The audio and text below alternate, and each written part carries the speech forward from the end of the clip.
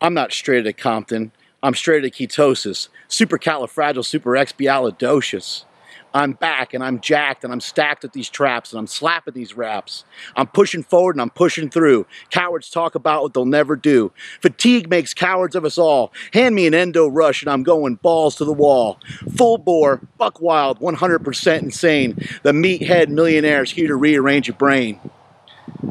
This is Mark Bell from SuperTraining.tv, Super Training Gym, the strongest gym in the West, answering more questions for the Power Project, brought to you by HowMuchYouBench.net, the Slingshot, and the only freaking strength magazine in the entire world, thepowermagazine.com. I've been getting a lot of questions off of the social medias, off of my Instagram, which is at MarkSmellyBell. I'm holding a GoPro here, so if I'm all jacked up and it's all shaky and stuff, I apologize. This is my first. That hand seems to be more shaky than the other. Anyway, I'm going to answer questions about diet. I've been getting a lot of questions lately. So let me explain myself. I had some the other day. I posted up a picture, which was from a long time ago, and I was pretty jacked and I was pretty stacked and I had some pretty good traps and stuff like that. But the question was, how many times have you gone from skinny to fat? Hashtag Oprah diet, which I thought was pretty funny. Sometimes you guys are pretty clever. Sometimes you guys hurt my feelings. I start to cry a little bit, and I start to reach for that Ben & Jerry's, and then I renegotiate with myself, and then I'm okay. But sometimes you guys are pretty funny, and I thought that was pretty good, but I wanted to answer that a little bit more seriously so people don't think I'm yo-yoing too much. Because I do talk about low-carb diets, and we know that with low-carb diets, you need like an exit strategy. What are you going to do after that low-carb diet, especially if you lost a significant amount of weight? What's going to be the next strategic move? Anywho's, my story is this. When I was young, I was a big kid, and I played football. And I wanted to get more biggerest and more strongerest. And so just like I have done with everything else, I've always tried to push the envelope and always tried to take it as far as I could. However, I got up to about 240 pounds when I was about 16 years old, and I remember my brother Mike coming home from college, and he was like, dude, what's going on? I'm like, I don't know, I'm jacked, right? And he's like, no, you're fat. And I look down at my gut, and I'm like, holy shit, he's right, I am fat. Because I didn't know what I was doing back then. I was eating a lot of pasta and a lot of things like that. And I just didn't really know exactly what I was doing. Like a lot of you out there, probably confused and not sure what to do because you hear about this guy's diet and that guy's diet. And there is a lot of confusion out there. But in this video, I'll try to break it down for you the best I can with some of my experiences, some of the things that worked well for me. First of all, switching to a low carbohydrate diet, even at a young age, which I did at probably about 17, 18 years old, had a dramatic effect on me in a good way. I lost a lot of body fat, and I got leaner. And actually at that time, because I was still young and I was still making them gains, as you kids say nowadays, I was still able to make some progress. I definitely lost some strength in the squat, I recall, but the bench and the deadlift were going up at the time. And I got myself down to about 200 pounds. And I lived out my life at around 200 pounds to 225, 230 pounds-ish on occasion until I was about 25 or so. So from about 17 or 18, somewhere in that range, until I was about 25, when I was at Westside Barbell, I made some changes. Some of you have seen Bigger, Stronger, Faster, so you can read between the lines there. I know what you are all going to write on the interwebs. You're going to write roids and all that, but I already made a movie where I talk about it openly and name another person that's done that. Go ahead, real quick. The list is really short, if there even is a list beyond myself. So, eat a dick. Anyway, I don't like to use that kind of language. My mom watches this stuff. I gotta try to clean it up here and there. The podcast is for the dirty stuff, right? So, then I decided to pursue powerlifting, full bore, 150%. And in my goal, in my mission for powerlifting, I probably got too caught up in the weight gain, as you guys have seen by my fat face growing exponentially to some extreme proportions, and also getting up to around 330 pounds or so. It was kind of disgusting in some ways. However, I set out some goals. Goal number one for me was to beat everybody that I know. Back then, I knew a lot less people. I didn't know all these interweb famous guys and stuff. And so that mission was a little bit easier back then. And I also completed that mission. I also wanted to beat people when I went in head-to-head competition with them that were local. Mission accomplished there as well, although I was getting fatter and fatter. And then also my third goal was to post the biggest total ever done in the history of California, and that mission was complete as well. I totaled up over 2,600 pounds. So I set my sights, I made some goals for myself. I set my sights on some specific numbers. I always wanted to squat over 900 pounds, and I officially squatted 1,080 in a contest. I always wanted to bench press over 700, and I officially bench pressed 854 pounds. And I always wanted to deadlift over 700, and I successfully deadlifted 766 pounds. And so now, while I may not be the greatest lifter of all time, I will openly admit that a million times over, there are plenty of lifters who are way, way stronger than I will ever be, and way stronger than I have ever been. But I had some goals in mind, and I reached those goals. And I made some sacrifices to get to some of those goals. And when I was trying to get bigger and trying to gain more weight, and I was trying to get bloated, I ate everything in sight. And I thought that, and even looking back at it now, I feel that nutrition is less important for powerlifting than some people may think. And that's just in terms of being strong. In terms of being strong and being healthy, that's probably a different conversation for a different day. But just in terms of being strong, many lifters like myself and many lifters before me have done it through somewhat unhealthy foods. Also, I want to point out that I was always after protein. I was always somebody who ate steak and chicken and lean pork and things like that on a consistent basis. The difference when I was getting fatter was I just added in a lot more calories, and I added in junk more often. So even at my fattest, I was probably extremely unhealthy, but my diet wasn't too crazy. It's just that I was eating more junk food a lot more often than I do currently. I would say that once your sleep starts to get affected, that is a snowballing effect that you want to try to get out of the way of. But what happened with myself is I gained weight for a period of time, and the strength levels went through the roof. I was doing very, very well in the 308-pound weight class. I did very well at the 275-pound weight class. I did a 2601 total at 275 and a 2630 total, or 2629 total at 308. I also competed at super heavyweight as well, but didn't do as good there. So what happened was, as I was getting fatter, my numbers actually went straight across, and I wasn't getting any better.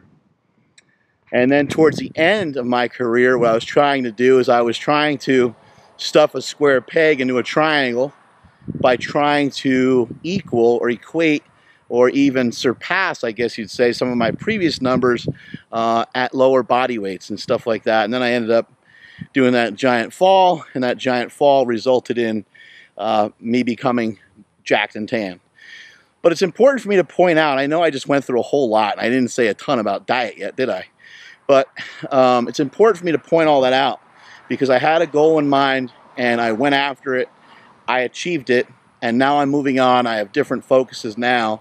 My main goal now is just to be as lean and as big and as strong as possible. I still want to look like a bad mofo. I still want to look like I lift. That's something that you guys should always keep in mind. No matter how big or no matter what your goal is, you should always keep in mind you want to look like you lift. There's a lot of guys out there, they'll win these pro strongman competitions or these pro powerlifting meets. And, you know, it's easy to get caught up in it because you want to be the best. And it's cool to be the best, but you still need an exit strategy of some sort, and you should still look like you lift if you've been lifting for years and years. Some of you newer guys out there, that's something just to keep in mind all the time. You should never lose sight of that. You should never get too fat. Those of you guys who are looking to get sponsored and do some things like that, it's just an easier conversation when you're jacked and tan to get sponsorship. My sponsorships with BSN, Reebok, Bodybuilding.com, and several other companies didn't happen until I got jacked and tan. So those are all things to consider. I am a huge proponent of low-carb dieting, always have been, always will be. In my book that I have coming out soon, I'll be releasing a lot of information that I'll be sharing here for free as well. I don't want to just have that as a selling point, but it'll be laid out for you in a book. And I have what I call the fat guy diet. The fat guy diet to me is just a low carbohydrate diet where the main focus is eating fats and eating proteins. I'm not saying I invented any sort of diet. Those diets have been around for a long time. Carb night, the anabolic diet, metabolic diet, the list goes on and on. What's that? The Atkins diet, right? All these different types of keto diets. Body Opus is where it all started for me. Those of you that remember that book. But I've always liked the keto type diet, and I utilized the keto diet to get myself down to more manageable, easy for me to say, a more manageable body fat composition, a more manageable body fat percentage for me to then jump into eating some carbohydrates and doing a bodybuilding style diet. What's a bodybuilding style diet? Whatever your body weight is, go 1 gram per pound of body weight in carbs, 1 gram per pound of body weight in protein, and do about half of that in fat. Or I'm sorry, a quarter of that in grams of fat. So if you're 200 pounds, you're going to go 200 for protein, 200 for carbs, and you're going to go about with what, 50? Is that right? Is my math right or am I way off? You're going to go about with 50 grams of fat. Now, that is a low calorie base for those of you guys out there that are training hard. That is just a off-the-cuff recommendation that I think is easy. It just gives you some easy math, some easy numbers for you guys to work with so you don't have to whip out a calculator and go crazy. The truth is your carbs are probably going to be up, maybe more in the 1.5 range, and the protein might creep into the 1.25 range, but I don't like to get a lot technical. You can adjust those numbers as you see fit. However, the main point on this is that I don't think you should even mess around with that diet if you're a lot fatter than you want to be. I think a low-carb diet would probably be a better approach for you. However, you can also go based off of previous knowledge of how you respond, of how your body responds to eating. So if you're not somebody who's a big meat eater, you're not someone who likes ground beef a lot, then you're going to have to rethink that. You're going to have to say, you know what, man, I like carbs, I like vegetables a little bit more. So your diet might be a little bit more well-balanced. Some things I'm trying to share with people are to simplify your life, simplify your diet. You should be eating when you're hungry, when you're not hungry, or if you know you're going to go for a little while without food. Try to get in some sort of snack. You shouldn't be letting yourself get too hungry. If you let yourself get too hungry, that could lead to cravings, and the cravings could lead to you making poor choices. So some things that I'll do if I know I'm going to a restaurant, I'll throw down a protein shake, just a 1 scooper. I'll just throw down a quick protein shake. Something to satisfy me. If I'm going to a grocery store, same thing. I'll throw down a scoop of protein because I know I'm going to go to that grocery store and the first thing I'm going to see is cookies or Halloween candy or the Christmas tree peanut butter cups that they have at Christmas time or whatever the hell it is. Pick your poison, right? There's a lot of good junk out there that tastes amazing. And so little things like that can help. Also, when you go to a restaurant, if you order something healthy that you really enjoy, that you really like, why not order a couple of them? Why not order 2 or 3 of them? Say, you know, I want that same meal, I want freaking 4 of them to go. And you eat them later. Things like that can be really effective. Other little things that I do, try to make my life more easiest, is I'll just take like leftover steak from the night before and cook it up with some egg whites in the morning. I like to use salsa so things aren't so dry. I like to use soy sauce. I use that amino, Bragg's amino, which is some weird form of soy sauce. I like to use that so things aren't so dry. I like to use mustard. Find some different things that aren't calorie dense that you can utilize and put on your meats and your sauces. Put it on your meat. You could put on different foods so they don't, you know, they're not so dry. You can cook veggies with stuff. Here I am giving cooking advice. The fuck. Anyway, you cook vegetables with your meals, with your meat. It can kind of moisten up the meat a little bit. Like if you have, like, I don't know, something like broccoli, or you eat chicken with some tomatoes. The tomatoes are wet, the chicken is dry. The combo of eating the two at the same time kind of moistens it up a little bit. You got things like peanut butter. If you can handle peanut butter, some people will just down massive amounts of peanut butter, so you want to be careful there. A couple key notes with you know, the high-fat, low-carb diet is you're going to have to adjust your fat for yourself. A good place to start is to go with about 1.5 grams of protein per pound of body weight, or about 1 gram or so, and go with almost a similar amount in grams of fat, maybe even more, like 0.75 or something like that, and see how your body is reacting to it, and then make adjustments on the fly as you're going. I'm about to go do some cardio right now. Cardio is another controversial topic, but you know what, man? Just do me a favor. Power Project Army fans, if you're still awake at 1650 into this sucker, do me a favor, simplify things. More activity is going to help you lose a little bit more weight. Less activity is going to make you fatter. More food is going to make you fatter. I'm not a proponent of a calorie is a calorie, but to some extent that does exist. I don't think a calorie is a calorie. The only reason why I say that is just because I feel that when you lift, you're a little bit more privileged than that. Body's a little bit more sophisticated than that, and the types of calories you're taking in matter immensely. The amount of sleep you're getting, and there's a shitload of other factors that factor into that whole equation. But anyway, simplify things a little bit, and if you're fatter than you want to be, then make some decisions right now to make some drastic changes. If you're like, yeah, I eat clean. I hear people say it all the time. Yeah, I ain't clean. Well, why do you look like shit? Or why do you not look like you work out? Why aren't you happy when you take your shirt off? You know, you should be a little bit more complacent with your body if you feel like your diet's intact. And if you're not making the progress that you want to, you have to make some changes. I hate doing motivational stuff sometimes because I just think it can be a little ridiculous.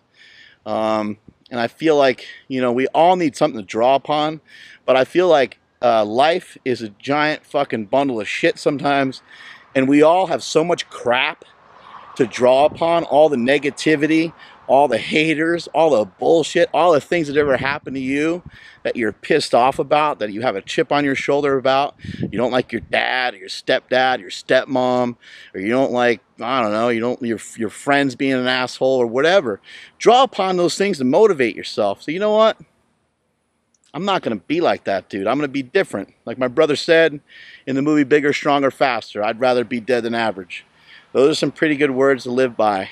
And if you don't want to be average, you're going to have to do different things. You're going to have to do things that you don't want to do pretty often in order to make progress. So those are all things to keep in mind.